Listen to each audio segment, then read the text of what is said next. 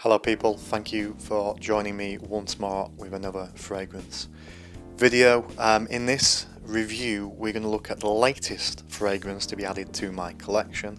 I've not added many over the last 18 months or so because of coronavirus. I still buy from high street stores and department stores, which have largely been closed and working from home even though they're open now. I've not really been able to get to, so I haven't bought fragrances with the frequency that I did probably 3-4 years ago when I started doing these reviews. But this is a recent one I've added to my collection. I've got to say it is a very good one, albeit not massively expensive. It's Azzaro Wanted by Night.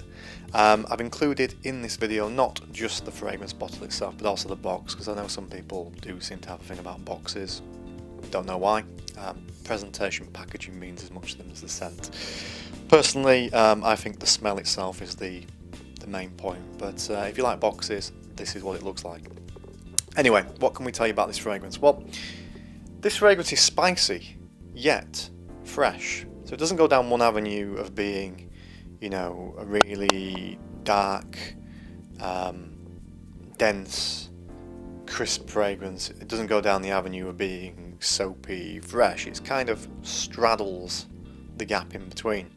When I first got this out of the box and smelt it, my initial thoughts were to Stronger With You by Emporio Armani. I do think it smells a lot like that, but you know, it is a fragrance very much in its own right. Again, what else can we tell you? Well, it's a flanker to the original Wanted from Azzaro, which came out back in 2016. This was released 2 years later in 2018. Just to give you a quick run through of the notes. At the top we have cinnamon, mandarin orange, lavender and lemon. Then in the mid we have fruity notes, incense, red cedar and cumin. At the base, tobacco, vanilla, cedar, leather, benzoin, ICOE super, cypress and patchouli. There's quite a few of the notes there that I don't really pick out in any way, shape or form. Don't get any patchouli at all with this. What I do get is quite a healthy blast of cinnamon.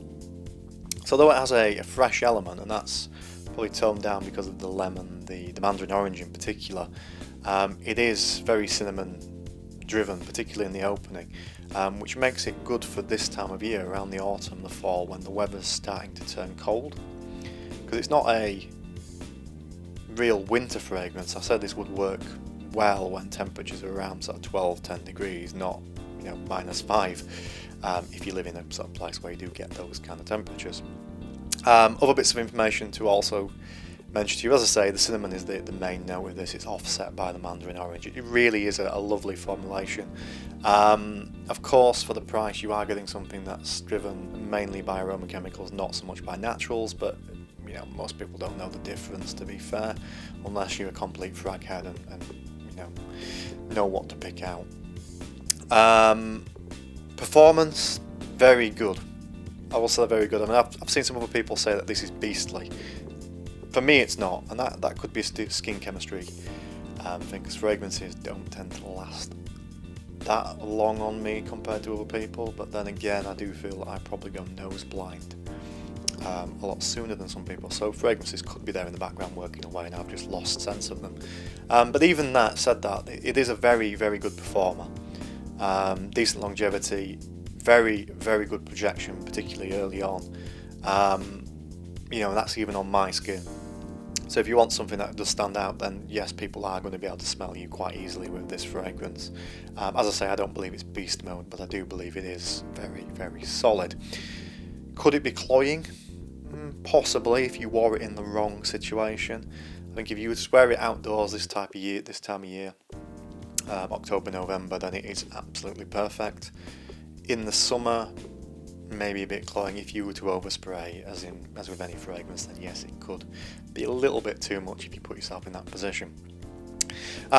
Just in terms of a few final notes, there isn't really a great deal of anything else to say of this, other than it is a fantastic fragrance, great cinnamon note in it, and it's just very good value. When this came out originally, like with most designer fragrance, it was in the designer fragrance price point, but it's been out about 3 years now, which is a great time to buy fragrances when they've been around for a couple of years or so, because the prices do reduce. So whilst I bought this from the fragrance store, which is a UK chain in the high street.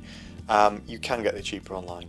I don't know the exact price, but I know it is very reasonable. I wouldn't be expecting to spend more for a 50ml like this than probably £35-ish, which for the fragrance you're getting is very good value.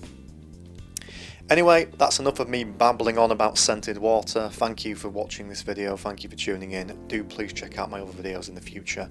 I will endeavour, although I always say this, I will endeavour to upload more going forward and cut down on the random nonsense that my video seems to, well, my channel seems to have been overtaken by recently. So yeah, do please check out my other fragrance videos, do look back through my old ones, and once again, thank you for tuning in.